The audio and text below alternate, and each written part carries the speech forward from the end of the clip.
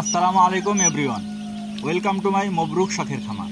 আমি আপনাদের সাথে আছি শেখ সাহাদ। প্রকৃতির এক অসাধারণ দৃশ্য।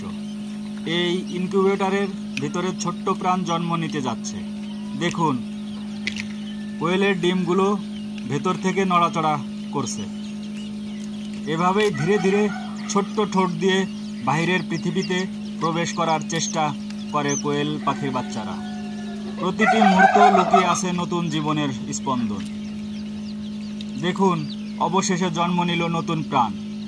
এখনও ভেজা আর দুর্বল, কিন্তু কয়েক ঘন্টার মধ্যেই এই ছোট্ট বাচ্চাটি শক্ত হয়ে উঠবে। এরপর একটির পর একটি ডিম থেকে জন্ম নিচ্ছে ছোট্ট কোয়েল। এভাবেই একটি ইনকিউবেটরের একসাথে অনেকগুলো নতুন জীবনের সূচনা ঘটায়। নতুন জীবনের এই যাত্রা সত্যি এক অনন্য দৃশ্য। কোয়েল পালনে ইনকিউবেটরের ভূমিকা এতই অপরিসীম। প্রকৃতির এই বিস্ময়কে সবার মাঝে ছড়িয়ে দিন। প্রত্যেককে ধন্যবাদ। আসুন আমরা সময় অপচয় না করি, ছোট্ট খামার শুরু করি, হালাল রুজি উপার্জন করি।